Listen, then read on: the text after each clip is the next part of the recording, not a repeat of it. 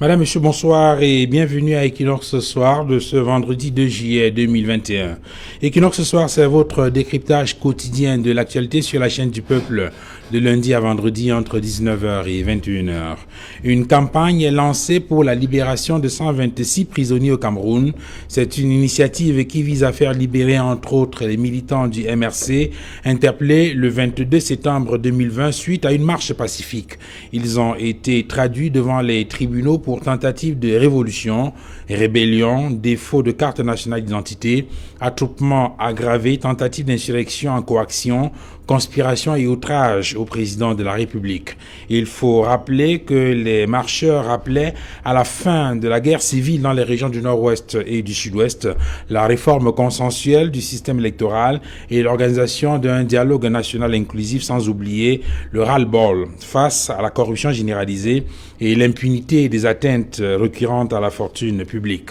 Pour l'initiative Cameroun Stop Repression, ses compatriotes n'ont rien à faire en prison, tout comme Amadou Vamoulke et beaucoup d'autres, selon certaines organisations de défense des droits de l'homme comme le RIDAC, RSF, entre autres. Ils demandent tout simplement, par exemple, dans le cas Vamoulke, la libération pure et simple de l'ancien directeur général de la CRTV. Amadou Vamoulke, il faut le rappeler, était le 27 mai dernier à sa 68e audience. Ce vendredi, certains parlent de 72e renvoi. Il est donc en prison depuis 5 ans sans qu'aucune condamnation n'ait été prononcée par la justice. Il est accusé d'avoir détourné plusieurs millions de francs CFA de redevances audiovisuelles. Mesdames, Messieurs, à 20h, ce sera la grande édition du soir, présentée, la grande édition du soir avec Nadine Yambou. Juste derrière, la deuxième partie d'Equinox ce soir, le débrief, mais tout de suite, le fait du jour.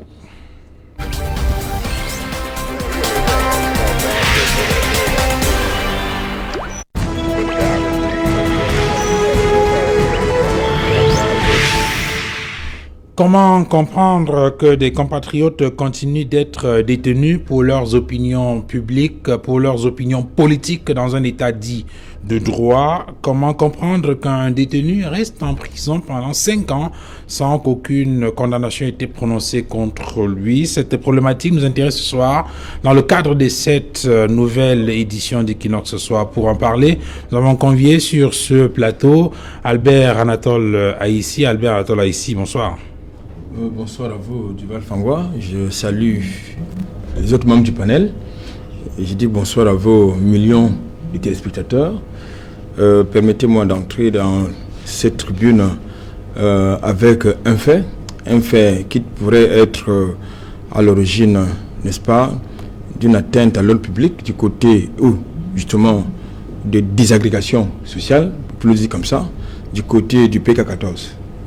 Je veux dire précisément du côté de l'arrondissement de la 3e, il s'agit de quoi? Il s'agit d'un fait social relatif au fait qu'il y a un individu, M. Fouta Félix, pour ne pas le nommer, militaire retraité, qui a pris sur lui avec la complicité, il faut le dire comme ça, des autorités judiciaires, administratives, voire et politiques de la ville de Douala, notamment de l'arrondissement de Douala 3e, pour déguerpir n'est-ce pas, les commerçants qui, de son point de vue, occupent, n'est-ce pas, son espace. Parce qu'il serait détenteur d'un titre de propriété. Nous lui concédons justement ce titre de propriété, mais sauf que ces commerçants qu'il veut absolument faire arrêter parce que certains font l'objet de poursuites judiciaires, parce qu'il connaît, il a ses entrées du côté du parquet du tribunal de premier instant de Douala-Ndokoti. Eh bien, certains de ces commerçants font l'objet, j'ai dit, d'acharnement judiciaire, parce que il y a ceux qui ont reçu des convocations et qui, justement, exercent leur petit commun depuis plus d'une vingtaine d'années de ce côté-là. Le monsieur, et monsieur Fouta, lui, il arrive, il estime que parce qu'il est multimillionnaire, il faut qu'on déguerpisse plus d'une centaine de commerçants, parce qu'il veut construire un parking pour ses clients.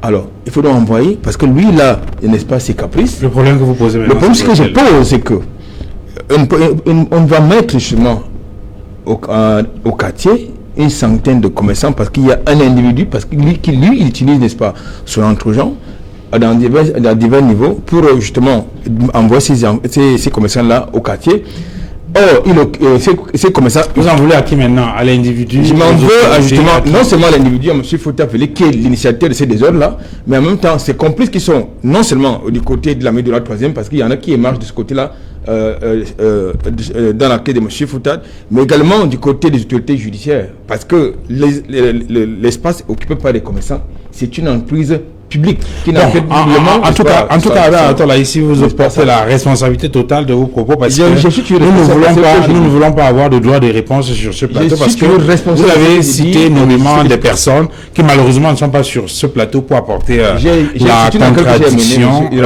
Voilà, donc merci en tout cas d'avoir accepté de venir échanger avec nous sur ce plateau. J'introduis également Fautine Zoujou. Bonsoir. Bonsoir Duval Fangwa, bonsoir à mes co-panélistes, bonsoir à tous les prisonniers politiques des prisons de Yaoundé, de Baussam et de Douala, et un bonsoir particulier à des illustres personnages du MRC, Monsieur Olivier Bibou Nissak, arrêté pour intention de marcher, et Monsieur le professeur Alain Foguet, arrêté devant le domicile du président élu, le professeur Maurice Kamto, juste parce qu'il venait calmer une foule qui était en train d'être agressée par la police. Je salue Salomon Béas et tous les autres détenus des multiples prisons du pays. Merci, Faustin Zoulou, vous êtes militant du MRC, le mouvement pour la renaissance du Cameroun. Maître Augustin Vefac, bonsoir. Duval, bonsoir. Bonsoir à tous les téléspectateurs. Bonsoir à tous les 126 détenus qui sont en difficulté, qui font l'objet du thème de ce soir. Je suis honoré d'être dorénavant dans votre agenda et ce sera un plaisir d'apporter ma contribution. Merci. Eh bien, nous attendons également un militant du RDPC convié sur ce plateau programmé et contacté pour la circonstance. Nous espérons que d'un moment à l'autre, il va nous rejoindre pour porter la voix du Rassemblement démocratique du peuple camerounais, le parti au pouvoir, en l'occurrence Charles-Élie Zanzan. Messieurs, je joue avec vous. Albert Atola Haïssi, vous êtes journaliste, vous suivez les faits d'actualité. On parle de cette opération qui vise à faire libérer 126 militants du MRC, entre autres, parce que vous vous rappelez qu'en dehors des militants du MRC, il y a d'autres personnes qui sont considérées comme étant des détenus politiques au Cameroun, et en dehors des détenus politiques, il y a d'autres personnes qui sont incarcérées pour des raisons diverses. Dans l'actualité, de plus en plus, on parle du cas Amadou Vamoulke, dont le procès a encore été renvoyé 5 ans qu'il est en prison et il n'est toujours pas jugé, il ne fait l'objet d'aucune condamnation. En tant que journaliste, est-ce qu'il y a d'autres faits semblables à ceux-là qui méritent, qui retiennent l'attention de l'opinion? Écoutez, je ne voudrais pas de manière très spécifique axer mon argumentaire sur le fait que vous mettez de manière particulière en débat. Ce soit de manière générale, convoquer les autres cas, n'est-ce pas, des détenus de droit commun, ou notamment, qui sont également, qui n'ont pas de voix, qui n'ont pas de porte-voix, j'allais dire, mais qui croupissent tout autant, n'est-ce pas, dans les prisons, sans aucun jugement. Donc là, je devrais, de ce point de vue, mettre en exergue, là je vais parler sur le contrôle d'un professionnel du droit, qui est à ma droite, convoquer au moins 3 éléments. Le premier élément, c'est d'abord la qualité du personnel judiciaire. Le second problème que je vais convoquer, c'est certainement les lenteurs judiciaires qu'on convoque régulièrement. Le troisième aspect du problème que je vais également convoquer, c'est la violation même du nouveau code de procédure pénale par ceux qui ont la responsabilité, n'est-ce pas, de le faire appliquer. Commençons par le premier élément. Quand vous parlez de la qualité des hommes, des professionnels, vous faites allusion à quoi? À leur formation, la qualité de leur formation, le contenu de la formation. Vous faites allusion à quoi? Il y a d'abord la qualité de la formation pour beaucoup. Parce que, voyez-vous, Duval, lorsque je regarde dans le rétroviseur, le dernier... j'avais dit le dernier conseil de la Magistrature suprême qui s'est tenu, je crois, l'année dernière, il y a quelques années, tant pour moi, en tout cas le dernier. Quelques semaines. Le dernier en tout cas. Eh bien, lorsqu'on voit justement les hommes qui ont été par exemple, déployés, notamment ce qu'il faut appeler les grandes juridictions, ça pose un problème. Ça pose un problème parce que très souvent, on ne devrait pas, à mon sens, emmener dans les grandes juridictions les magistrats qui n'ont pas encore fait n'est-ce pas, leur classe quelque part, notamment dans l'arrière-pays. Tout le monde voudrait venir à Douala, Yaoundé, Bafoussam, Konsamba, qui sont les grandes juridictions. Oui, mais là, vous ne posez pas le problème de la qualité, vous parlez la question du déploiement des hommes et de l'utilisation de la ressource humaine. J'y arrive. C'est tout cela. C'est-à-dire que vous avez... Parce que l'utilisation de la ressource implique d'abord la qualité des hommes. Parce que vous ne pouvez pas envoyer, par exemple, dans une jurisdiction comme Douala, qui est une capitale économique, vous ne pouvez pas envoyer justement un magistrat de deuxième grade, par exemple. Alors, en attendant que vous puissiez continuer votre développement, je donne la parole à Faustine Zodou. Est-ce que je sais que vous n'avez pas terminé. Vous avez encore 2 autres éléments à développer, mais en même temps, il faudrait qu'on fasse le tour de table pour que les uns et les autres puissent développer leur point de vue sur le sujet. Faustine Zodou, est-ce que le diagnostic qu'il fait pour essayer de justifier ou permettre de comprendre pourquoi il y a des personnes qui attendent dans les prisons d'être jugées, qui restent pendant plusieurs semaines, plusieurs mois, plusieurs années sans être... Est-ce que le diagnostic qu'il fait vous convient? Absolument pas. C'est un peu comme si on se retrouvait dans un quartier très boueux et au lieu de questionner l'état général du quartier et qui les dirige, on commence à plutôt questionner la qualité des maisons. Pourtant, quel que soit le type de maison construite, la boue ne quittera pas lorsque ceux qui dirigent le quartier n'ont pas la volonté de la faire quitter. Je veux dire quoi? En fait, le problème de fond de notre pays, et c'est ce problème parce que le problème d'injustice est à la base de tous les problèmes du Cameroun. Toutes les guerres et les crises que nous traversons actuellement sont des guerres liées directement à l'injustice, que ce soit la crise politique, que ce soit la crise sécuritaire ou la crise économique. Toutes ces difficultés vont du fait que ceux qui nous dirigent n'ont aucune intention de faire la justice. Ils ne veulent pas faire la justice. Pour eux, la justice n'existe pas. C'est leur volonté qui prime. C'est quand ils veulent, c'est quand ils décident. Puisque vous ne pouvez pas expliquer, par exemple, que quelqu'un qu'on arrête le 22 septembre 2020 soit aujourd'hui en prison le 2 juillet 2021 sans connaître son sort. Pourtant, il a été arrêté dans la rue avec les mains libres et il ne faisait que manifester sans intention de casser quoi que ce soit. Vous ne pouvez pas arrêter que l'ancien DG de la CRTV, Adamou Vamouke, se retrouve en prison pendant plus de 5 ans déjà sans procès et on ne fait que renvoyer. On ne sait pas si les faits qui lui sont reprochés sont avérés, mais on le garde, on prive ce monsieur de sa liberté, on le prive de sa famille, on le prive de tout ce qui peut constituer son bonheur, juste parce que du côté administratif, il y a des personnes qui pensent avoir obtenu le titre foncier du Cameroun et qui peuvent exercer leur vérité pernicieuse sur le destin de la nation. Je prends le cas du MRC. J'ai salué tout à l'heure le conseiller du président sur les questions du panafricanisme qui est par ailleurs porte-parole du président Maurice Kamto. Je parle bien d'Olivier Bibounissa. Voilà quelqu'un qui est arrêté dans son domicile en présence de sa femme et de ses enfants et il est inculpé pour rébellion, terrorisme, révolution, ainsi de suite. Alors, on arrête quelqu'un juste parce qu'on a soupçonné qu'il aurait l'intention de manifester et on le garde en prison pendant 1 an. Alors, est-ce que ceux qui le font se sont déjà posé la question de savoir et si on les privait 1 an de leur liberté sans raison, sans jugement, est-ce qu'ils sont mis à la place de ceux à qui ils causent autant de tort? C'est pour ça que je ne suis pas d'accord avec l'analyse de Albert, dans la mesure où la qualité des hommes qui constituent le corps judiciaire fait partie de la volonté de l'exécutif à ne pas exercer la justice. Et c'est pour cette raison, j'ai l'habitude de dire, la médiocrité n'aime pas le talent. La médiocrité, la dictature n'aime pas la connaissance. La dictature n'aime pas le talent. La dictature n'aime pas ceux qui méritent. La dictature aime fonctionner dans la plupart des temps avec des gens qui exercent des fonctions avec toute la conscience que si les choses étaient faites de manière normale, je ne serais pas à cette place. Et seulement pour ça, ils sont obligés d'exécuter les ordres, même les plus maléfiques, à condition de conserver leur poste. Adamou Badoukle subit aujourd'hui un acharnement judiciaire.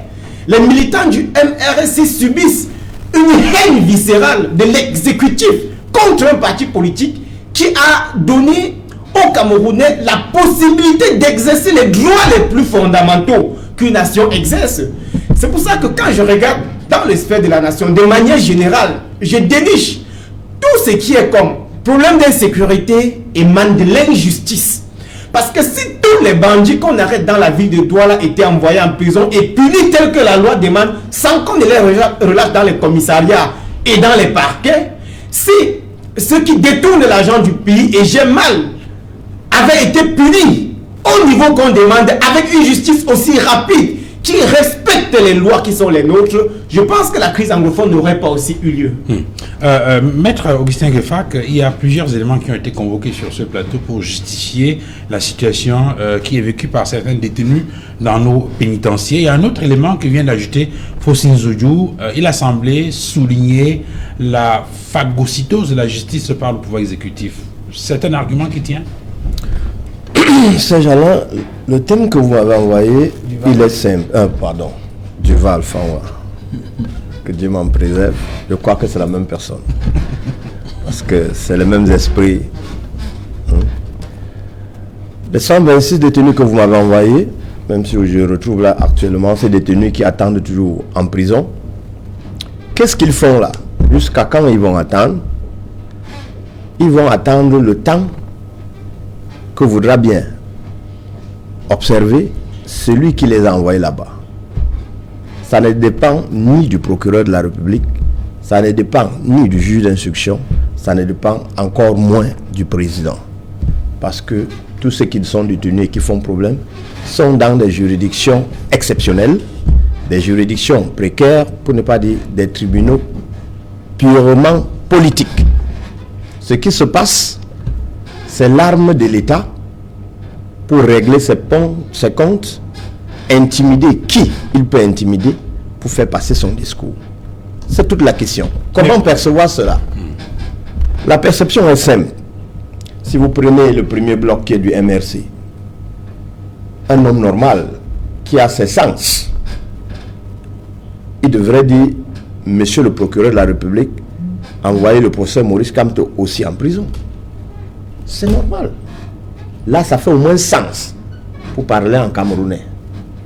Mais alors, on ne peut pas comprendre comment le propriétaire de la situation est libre, il respire, il est pur, mais ceux qui voulaient seulement faire ce qu'ils pensent sont plutôt en difficulté.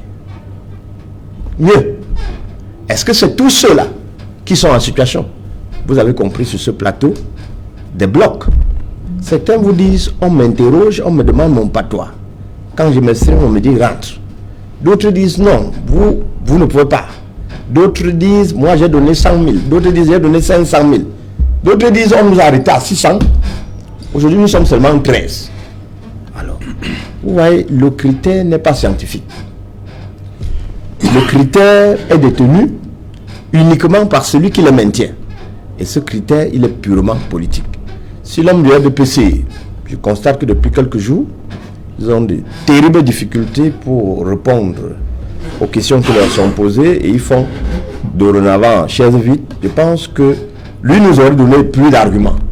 Mais alors, dans le cadre de la recherche, si vous lisez par exemple le professeur Minkouachi, droit pénal et droit de l'homme au Cameroun, vous allez constater que ce que nous vivons, ce sachant, a vu juste et il a écrit. Il dit que le tribunal militaire, c'est l'arme d'un État qui est en difficulté pour intimider ses concurrents. Le tribunal militaire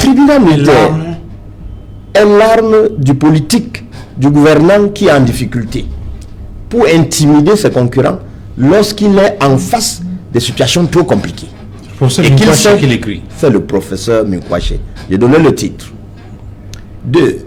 Mon voisin a décrié la qualité des magistrats. Non, je ne suis pas d'accord avec lui. Je connais ces magistrats bien formés qui sont chaque jour opprimés, parce que l'oppression, ça n'est pas seulement sur ceux qui sont en prison. Vous pensez que c'est normal qu'un juge maintienne contre sa volonté quelqu'un en prison, il a le stylo, il doit écrire, mais l'ordre qui vient d'en haut l'empêche de le faire? Non. Vous savez qu'ils n'ont pas de syndicat, ils ne peuvent pas l'avoir. C'est pas parce qu'ils ne demandent pas.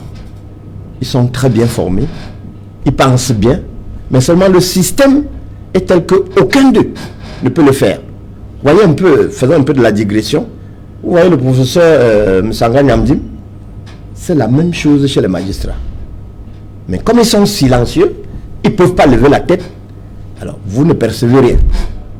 Ils souffrent plus que ces enseignants d'université. Albert Ator, ici, est-ce que le développement fait sur ce plateau par Fossi Zodjou et complété maintenant par Maître Augustin Gueffak vous amène à réviser votre perception par rapport au diagnostic que vous avez posé dans votre propos préliminaire?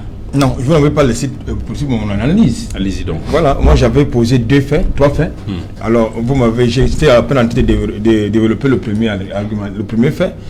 Vous m'avez retiré la parole. Donc, je ne suis pas allé au bout de mon analyse. J'ai convoqué dans la qualité de la ressource. Je voudrais bien croire que Maître n'est pas en train de présenter la situation parce que lui-même c'est un professionnel du droit, donc il est solidaire un peu des magistrats parce qu'il a l'habitude de les fréquenter. Non, je pense que moi aussi je suis erreur de parler. J'ai eu des chroniques judiciaires, j'ai eu à faire des chroniques judiciaires. Et il y en a qui sont de très mauvais magistrats. Il y en a de très bons justement. Là, je le rejoins de ce point de vue. C'est-à-dire qu'il y en a qui sont très bien formés, de très bons magistrats, mais croyez-moi, qui n'arrivent pas à rendre des décisions. Non, c'est-à-dire que dont les décisions sont orientées. Dont les décisions sont orientées. Vous avez d'autres qui gèrent beaucoup plus les genres de décisions qui est commandée. Décisions commandées soit par l'agent, soit par le carriérisme. Vous avez donc au moins 3 types de magistrats. Vous en avez justement d'autres qui sont là parce que c'est l'argent. Mais ceux qui sont formés sont très peu. Évidemment bien formés, c'est-à-dire qui ont la conscience professionnelle, sont très peu. Et très souvent, ceux-là ont de la peine à avancer, n'est-ce pas, dans leur domaine de compétences. Et c'est d'autant que, comme dans le reste de la société, vous avez une sorte de reproduction des classes qui est en train de se faire de ce côté-là. Donc, ce qui fait que tout à l'heure, je vous disais que vous avez des magistrats qui ne devraient pas se retrouver dans les grandes juridictions parce qu'ils n'ont pas. Ça, c'est pour le premier élément. Maintenant, quand j'ai dit ça, je vais parler de lenteur judiciaire aussi. Maintenant, je convoque le deuxième élément qui constitue les lenteurs judiciaires. C'est-à-dire que très souvent, vous avez des décisions de dossiers qui, j'allais dire, titillent ou fédèrent des intérêts, tout l'intérêt soit politique, financier ou économique, je ne sais pas quoi. Et avant que justement le juge lance ses décisions, il est dans l'obligation de se référer à sa hiérarchie. Laquelle hiérarchie est obligée de se référer à sa hiérarchie. Ça crée donc des problèmes, alors davantage de problèmes auxquels il faut ajouter justement les choses effectives, parce qu'il faut quand même dire qu'il y a trop de justiciables mais très peu de magistrats, notamment dans les grandes villes qui sont très sollicités. Mais ces jours-ci, en attendant que vous puissiez continuer sur le troisième élément, ces jours-ci, il y a quand même un fait qui a amené les gens à s'interroger sur ce que beaucoup considèrent maintenant comme une justice à vitesse variable. On a vu par exemple le cas du jeune de Djombe Pendia, la célérité avec laquelle la procédure est allée, avec finalement un aboutissement dans les délais quand même assez raisonnables, comparé à d'autres situations. On parle là par exemple du cas Bamouké, 5 ans en prison sans avoir été jugé. On se demande finalement, est-ce qu'on n'est pas dans une justice à plusieurs vitesses? La question que vous me posez me renvoie à la troisième préoccupation qui s'est choisie tantôt, c'est-à-dire le respect du code de procédure pénale. Ouais. C'est-à-dire que, d'abord, avant d'arriver dans l'analyse des deux points, est-ce que la justice doit absolument et de manière exclusive s'inscrire dans une dynamique de répression et non dans une dynamique de pédagogie? Parce qu'il faut quand même se dire qu'à un moment donné, il faut quand même que la justice, c'est-à-dire le système judiciaire change un peu de paradigme. Le code de procédure pénale est régulièrement et tous les jours violé. Je parle sur le contrôle également des nombres de droits qu'il sait. C'est-à-dire que c'est comme si il faut absolument envoyer les gens en détention préventive que de pouvoir chercher à trouver des solutions au niveau, n'est-ce pas, dans le cadre de disposition, n'est-ce pas, du nouveau code de procédure pénale, qui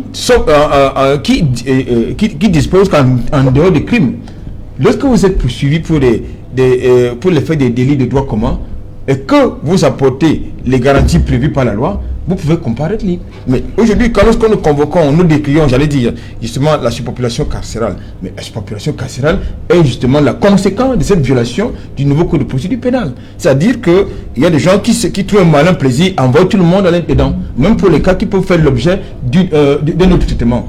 Donc, je crois que c'est... pour les cas que vous mettez en perspective, notamment le cas Amadou Van Moulke, et le cas du jeune de Djomé Penja, ça renvoie également à ce que je disais tantôt, c'est-à-dire que vous avez donc un système judiciaire qui n'est pas véritablement indépendant. C'est-à-dire que la justice n'est pas véritablement indépendante, c'est-à-dire qu'elle a été influée par l'exécutif et ça pose un problème. Alors, Fosine Zodou, il y a cette opération Cameroun Sword Operation qui vise à libérer toutes les personnes qui ont été interpellées dans le cadre des marches, par exemple, du 22 septembre. Quels en sont les tenants? Quels en sont les enjeux? En fait, vous savez, il n'y a pas de Camerounais aujourd'hui qui peut dire ne pas être épris de justice. C'est-à-dire que même ceux qui semblent être totalement satisfaits du mode de fonctionnement du régime actuel ont quelque part où la justice ne les a pas permis d'obtenir gain de cause lorsqu'ils avaient raison. Si ce n'est pas eux, proprement dit, c'est une personne de la famille, un ami. Ceux qui ont initié ce projet sont comme nous autres qui sommes sur ce plateau. Ils ont observé et ils ne comprennent pas comment quelqu'un peut passer 5 ans de prison sans être jugé. C'est-à-dire qu'on n'apporte pas les éléments de preuve que tu as volé, mais on te garde quand même pendant 5 ans. Ils ont observé et ils ont constaté que quelqu'un peut marcher en Ndokochi avec les mains nues en demandant l'arrêt d'une guerre qui fait du tort à toute la nation. On l'arrête en Ndokochi, on traverse le tribunal de Ndokochi et on l'amène plutôt au tribunal militaire qui devrait juger des faits d'armes. Vous voyez? Il se pose la question, comment est-ce que dans une prison comme Nouvelle conçue pour 800 détenus, on se retrouve à environ 5000 détenus? C'est-à-dire qu'on passe de 800 à 5000 détenus. Alors une cellule prévue pour 10 personnes se voit contraint d'absorber 60 personnes. C'est comme un lit de 3 places qui doit désormais héberger 15 personnes. Et puis ils se disent, il va falloir qu'on prenne des initiatives. Moi je suis d'avis avec eux, je suis même prêt à retourner dans la rue pour une nouvelle marche, pour qu'on libère ceux-là. Puisque je suis en prison tous les jours et je vois les conditions dans lesquelles ils sont détenus. Vous savez, la prison de Nouvelle avait connu un incendie il y a de cela environ 2 ans. Mais est-ce que vous savez que c'est maintenant qu'on est en train de finir la construction des bâtiments à l'intérieur et que durant ces 2 années écoulées, les détenus dormaient à la belle étoile sous la pluie et sous le soleil? Vous pouvez un peu imaginer dans un pays comme ça. C'est que les gens vont en prison et si vous avez bien constaté au Cameroun, à chaque fois qu'une personne est allée en prison soupçonnée d'avoir volé, à la sortie de prison, il semble être un véritable bandit maintenant. Pourquoi? Parce que le milieu n'est plus pédagogique, le milieu n'est même pas capable de conscientiser. Il conçut plutôt la haine et la méchanceté dans le cœur, la rancœur dans le cœur, lorsque les gens sont dans ces prisons-là. Puis encore pour ceux qui y vont pour des raisons de marche pacifique. Donc quelqu'un qui est chef d'entreprise, qui paye ses impôts, parce qu'il y a plusieurs chefs d'entreprise dans ces prisons-là, qui comprend que le président Maurice Kamto a organisé une marche pour la fin de la guerre au Nozo, pour demander les comptes sur le détournement de la CAN 2019, ils sont aussi parce qu'ils pensent qu'il est dans une république et qu'il a le droit d'exprimer son opinion. Il se retrouve à 1 an de prison, juste pour ça. Et que juste à côté de lui, il y a des gens qui ont volé 180 milliards qui ne sont pas inculpés. Il y a des violeurs, des pervers sexuels qui sont pourtant libres. Donc les initiateurs de ce mouvement, que j'encourage d'abord, d'ailleurs, et que je suis même prêt à faire partie de leur mouvement si à jamais ils ont besoin des adhérents, ont constaté qu'avec le régime de Yaoundé, il ne faut pas compter sur les textes de loi. Il faut leur opposer une répression d'un autre genre. Il faut leur opposer une répression d'un autre genre. Parce que attendre qu'un magistrat prononce une décision de justice sur des questions politiques dans notre pays est impossible. Et je rejoins Maître Nguefa en disant, comment vous expliquer que l'initiateur de la marche, qui est le professeur Maurice Kamto, le président du MRC, est libre et que les simples citoyens qui sont allés accompagner se retrouvent en prison et même d'autres qui ont juste eu l'intention, parce qu'il y a ceux qu'on avait arrêtés avant les marches. Pourquoi on le laisse? Parce qu'il est influent, parce qu'ils ont peur de le toucher et que cela fasse écho. Et il va falloir qu'on étaye l'idée du changement dans l'esprit du peuple en gardant ces gens en prison. Mais il va falloir que je leur rassure que cela crée l'effet contraire. Parce que ces gens en prison disent, même à la sortie, nous allons encore marcher. D'ailleurs, parmi les prisonniers du 22 septembre, il y a aussi ceux qui avaient déjà été prisonniers en 2019. Donc, si la prison pour eux est une méthode dissuasive, il va falloir qu'ils comprennent que ceux qui partent dans la rue là, parfois n'ont même plus rien à perdre ni à gagner dans ce pays devenu un désert de bonheur. Maître Augustin Nguefa, pourtant, lorsque on parcourt les éléments en notre position en rapport avec ces personnes, on parle de tentatives de révolution, on parle de rébellion, de défaut de carte nationale d'identité, d'attroupement aggravé, de tentatives d'insurrection en coaction, conspiration, outrage au président de la République. En réalité, le sentiment qu'on peut avoir, c'est que toutes les enquêtes ont été menées, tout a été bouclé, et qu'en réalité, les choses devraient aller très vite, c'est-à-dire qu'on devrait rendre une décision pour qu'effectivement ces gens-là sachent exactement de quoi il est question et qu'ils sachent quel est le temps qu'ils ont encore à rester en prison. Même chose, par exemple, pour le cas Amadou Vamouké, on a vu qu'un certain nombre d'organisations de défense des droits de l'homme, on parle d'IRIDAC, on parle de Reporters sans frontières, on parle de beaucoup d'autres organisations qui sont intéressées à la question et qui estiment qu'il n'y a pas de quoi continuer à garder ce journaliste, ancien directeur général de la CRTV en prison. Est-ce que cela ne devrait pas amener les autorités judiciaires pour éviter de continuer à donner le sentiment, parce que là, ça peut donner le sentiment, effectivement, qu'on est dans un pays où la justice a un problème. Est-ce que pour des questions aussi sensibles et pour protéger l'image de marque du Cameroun, on ne devrait pas, je veux dire quoi, respecter une certaine célérité dans la procédure judiciaire en cours contre ces personnes qui sont détenues? Est-ce que l'image de marque du Cameroun est écornée à travers ces détentions qui sont anormalement longues? Chacun peut se faire son opinion. Est-ce que ces ONG, est-ce que ces sociétés civiles sont de trop ou se réveillent? Moi, je pense que ces ONG, ces sociétés civiles sont à applaudir de tous les 10 doigts, des 2 mains, par tout le peuple camerounais. Parce que ce sont ces sociétés qui sont en train de réveiller ou bien de pousser le dirigeant à reculer. Voyez-vous, le RDPC fait défection dorénavant lorsqu'il s'agit des questions sensibles. Ça veut dire que l'arrogance est en train de quitter petitement leur cerveau. Ils redeviennent un peu humains. Ils se sentent mal à l'aise face au sujet. Mais la conscience étant, ils se retirent petitement.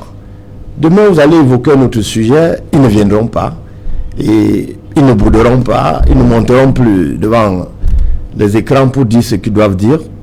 C'est l'heure. Ça veut dire que cette ONG a déjà réussi son coup en faisant fuir le militant du RDPC qui devait être là. Voilà déjà la première réussite. Est-ce que... Bon, peut-être qu'il y a eu un impératif de dernière minute. La politesse, c'est vous qui devez nous dire qui s'est excusé. Nous l'avons entendu, vous-même à sa recherche. La politesse se recommande qu'ils vous disent, je suis dans les embouteillages, je ne viens pas. Mais alors, lorsqu'il fuit, on comprend simplement que sa conscience est en train de le traumatiser. Et comme j'avais dit, ça marche déjà sans sa tête sur ce point. Et donc ça va tout doucement. Et cette ONG est en train de réussir son coup. Et en réussissant ce coup, ceux-là qui sont abusivement détenus, vous devez comprendre que vous n'êtes pas seul. You will never walk alone. 2, les médias sont ouverts à vous, exposent les démarches pour vous libérer. Tenez bon. Demain, c'est un autre jour. C'est tout ce que je peux dire. Albert Tola, ici, les marcheurs, ceux qui ont été interpellés dans le cadre des marches du 22 septembre, appelaient à la fin de la guerre civile dans les régions du nord-ouest et du sud-ouest, à la réforme consensuelle du système électoral, à l'organisation d'un dialogue national inclusif. Il y avait également la question de la corruption généralisée et l'impunité face aux atteintes récurrentes de la fortune publique. On se souvient que beaucoup ont dénoncé la gabegie autour de l'organisation de la Cannes 2020 ou 19, je ne sais plus très bien. Et récemment encore, il y a la question du Covid-Gate, avec cet argent qui a été mis à disposition des pouvoirs publics pour faire face à lutte contre le coronavirus. Ce sont des questions qui révoltent et qui ont amené les uns et les autres à descendre dans la rue, mais malheureusement ont été interpellés et qui sont aujourd'hui dans les geôles. Finalement, quelles sont les leçons qu'il faut tirer? Il faut garder le silence face à ces attitudes d'incivisme ou continuer à se battre et descendre dans la rue pour défendre un certain nombre de valeurs. Écoutez, je veux dire 3 choses là-dessus. La première, c'est que tout ce monde, il faut d'abord dire que tout le monde était justiciable potentiel. Donc, de ce point de vue, lorsqu'il y a une entorse qui est faite à l'appareil judiciaire, d'une certaine manière, il faut le décrier. Parce que tout le monde, c'était potentiel justiciable. Deuxième élément qu'il faut mettre également sur la table, c'est quoi? C'est que... Et là, vous rappelez, j'espère que vous n'avez pas perdu le fil de votre raisonnement, et là, vous rappelez une phrase assez, j'ai failli dire magique, de Charles Blé Goudé, commentant la condamnation de Guillaume Soro. Oui. Il semblait indiquer, je n'ai pas les termes exacts, la roue tourne, et elle tourne pour tout le monde. Oui, tout à fait. C'est-à-dire que lorsqu'un système, il est bon, on nous dit qu'il est bon. Quand c'est mauvais, il faut dire qu'il est mauvais. Bon, actuellement, le système judiciaire, comme d'une manière générale, a des problèmes. La mécanique ne tourne pas, c'est grippé. Donc, dire le contraire, ça voudrait dire que demain, tout ce que vous serrez de l'autre côté, peut-être des barreaux, vous serez peut-être en train de regretter ce que vous avez dit, les choses que vous avez voulu cacher. C'est établi. La deuxième chose que je voudrais également souligner, c'est que dans le cadre justement des marches que vous convoquez, notamment pour ce qui concerne notamment l'interpellation des membres ou les sympathisants de MRC, autant pour moi, je fais partie de ceux qui pensent que si nous sommes dans un état de droit, l'exercice des libertés de la démocratie, ça s'exerce également dans le champ des institutions de la République. Ça, c'est important. Donc, d'un côté, il y en a peut-être dont le fait qu'ils leur sont reprochés pouvait être établi de par la loi, notamment le défaut de carte d'identité, par exemple.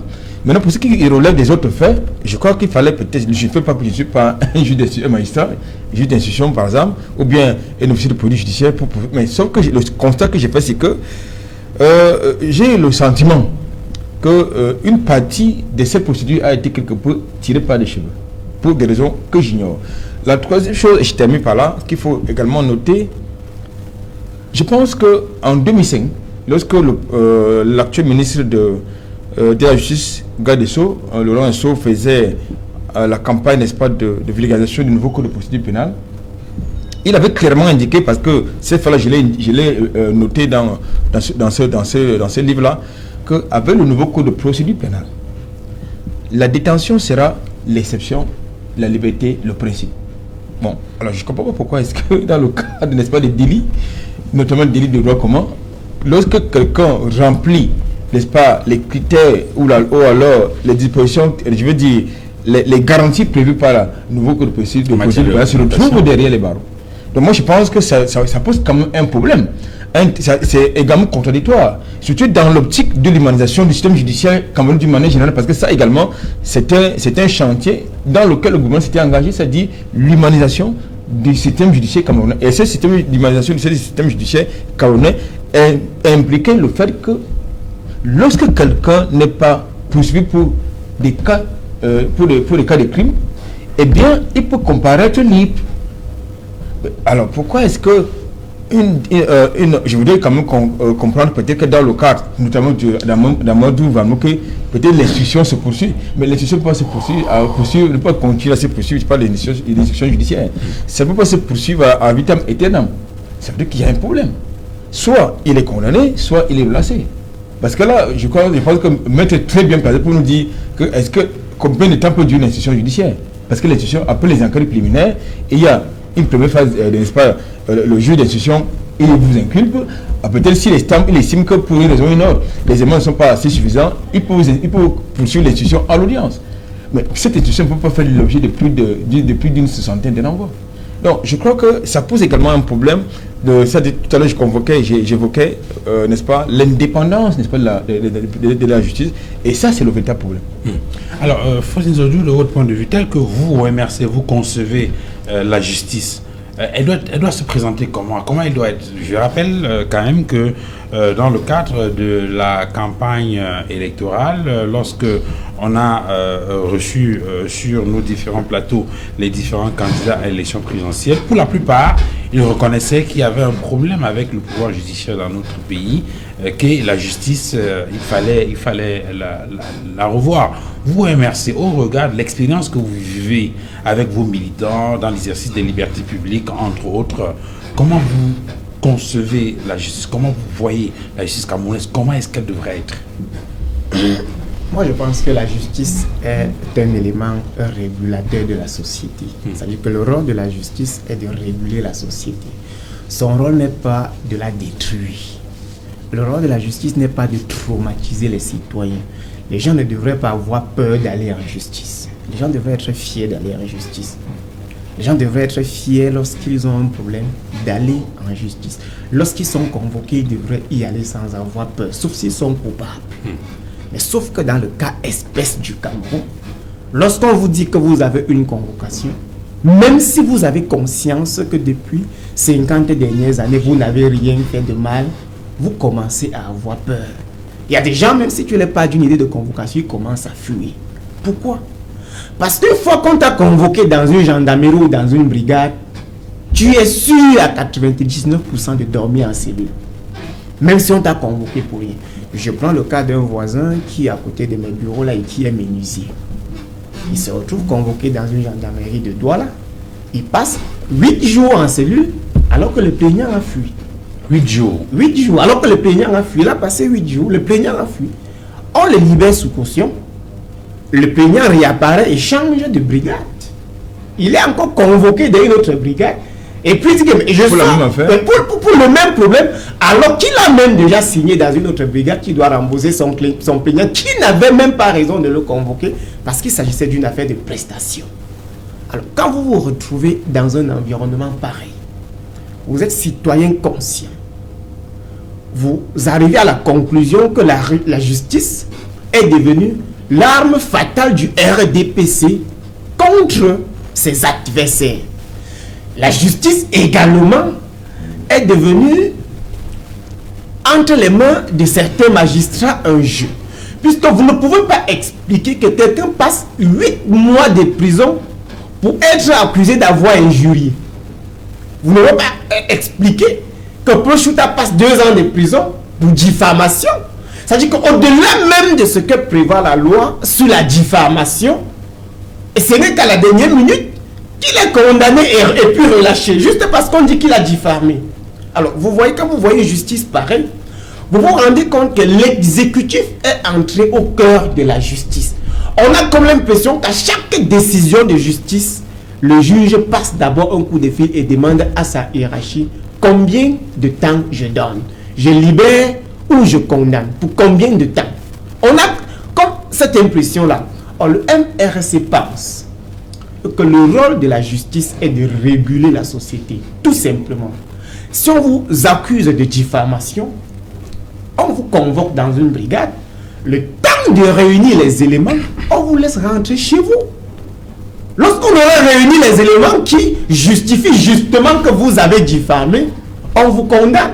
Mais on ne peut pas prendre quelqu'un, on envoie en prison, on attend 23 mois, on le fait venir, on dit oui, tu avais diffamé, tu mérites 23 mois de prison. Comme tu as passé 23 mois, rentre chez toi. Mais ça, ce n'est pas une justice. Ça, c'est une parodie. Et c'est même une scène de théâtre. Et dans la mesure où les textes qui sont écrits, votés à l'Assemblée nationale, promulgués, ne sont pas respectés. Ces textes ne font même pas partie de la démarche judiciaire. On plie, on met de côté et on exprime ses intentions, on exprime ses sentiments. Le juge dit, bon, voilà, comme il a marché, que ma hiérarchie me demande de le maintenir jusqu'à la fin, on renvoie. On renvoie, on attend qui? Et maintenant, lorsqu'on construit un environnement pareil, avec un parti politique au pouvoir qui la sens et qui le défend sur les plateaux de télévision, on attend à quel type de Cameroun? Un Cameroun qui produit la crise anglophone. Alors, oui, en attendant ici avant. Oui, tout à fait, merci.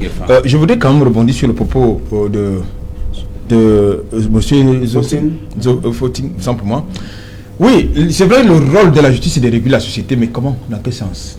Parce que là, elle peut aussi réguler par la répression. Tout à l'heure, je l'indiquais, par la dynamique de répression, que je convoquais tantôt, au but dans une dynamique de pédagogie. Mais parce que si la justice ne s'inscrit que dans une dynamique de répression, ça pose un problème, ça sonne faux. Il faut qu'à un moment donné, lorsque justement un justiciable fait face à la justice ou bien à la loi, il faut moins qu'il y ait des interlocuteurs qui puissent l'amener à être dans la pédagogie. Sauf que la régulation n'est pas judiciaire, elle est politique. C'est ça que je dénonce. Je ne parle pas d'une régulation judiciaire dans la mesure où la loi n'est pas respectée. Donc c'est une régulation politique. La répression même judiciaire est une chose normale pour certains États.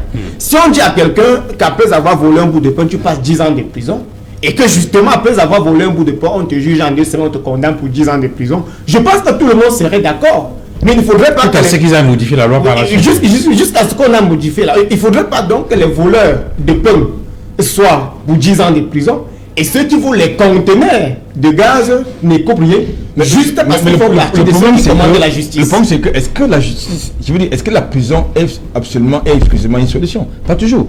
C'est vrai que chacun doit répondre des actes qu'il a commis, du tort qu'il a commis à la société devant la loi, mais je pense que la justice la prison n'est pas toujours une solution de mon point de vue, parce que vous l'avez d'ailleurs dit, c'est-à-dire que la plupart des gens qui vont en prison, lorsqu'ils ressortent, ils deviennent plutôt pratiquement les petits monstres. Oui. Et il y en a qui sortent aujourd'hui, ils repartent le lendemain. Parce que je traduis un échec de la réinsertion sociale. C'est un échec de la réinsertion sociale. Alors, Maître Augustin Gueffard, il y a en tour de fond la question de l'indépendance du pouvoir judiciaire. Et du coup, vous avez des gens qui expliquent que penser à une indépendance du pouvoir judiciaire, c'est un rêve. Parce que même dans les pays présentés comme étant démocratiques, la ligne de fracture, la ligne de démarcation est toujours assez faible entre le pouvoir judiciaire et le pouvoir exécutif. Est-ce qu'on peut arriver à un système où on a effectivement un pouvoir judiciaire fort qui est capable de réussir ses missions de régulation telles que développées sur ce plateau? Serge-Alain, je vais juste résumer. Dans un État qui se veut... Pourquoi vous interrompez, Maître Gueffard? Laissez-le continuer. Duval, dans un État qui se veut républicain, puni en justice, puni en démocratie, c'est la justice. Lorsqu'on punit en démocratie, ça donne la justice. Pourquoi on punit? Pour qu'on ne pêche plus. Dans un État normal, si le Cameroun veut devenir un État normal, il faut que les Camerounais deviennent tous amoureux de la loi. Si nous tous, nous devenons amoureux de la loi, le Cameroun sera un paradis. Mais seulement voilà. Si ceux qui sont supposés organiser l'amour de la loi sont les premiers à marcher sur la loi, ce n'est plus la justice, ce n'est plus la punition. C'est tout sauf la punition. C'est tout sauf la démocratie. C'est tout sauf la justice. Nous devons être amoureux de la loi. Parce que si chacun aime la loi, la respecte, nous ne vivrons pas cela. Pour revenir à ce qu'il disait, je scinde plutôt en deux. Voilà comment l'État déteste la loi. C'est l'État qui a créé une loi qui encadre les manifestations. Mais pour des raisons propres. Il y a des textes d'autres lois qui sont similaires. Pour faire digression, c'est comme du coca, mais ce n'est pas comme du coca. Ces textes qui ne sont pas les textes qui encadrent les manifestations, encadrent plutôt les crimes politiques. Oh, c'est ceux-là qu'on applique. Ça veut dire qu'on n'aime pas la loi au Cameroun. Alors, Maître Augustin Gueffard, on va s'arrêter là pour quelques minutes, le temps de suivre la réclame. Et juste derrière, le journal La Grande Édition du soir qui sera présenté par Nadine Yambou. Derrière le journal de 20h, ce sera la deuxième partie d'Equinox ce soir, le débrief avec nos invités sur le plateau.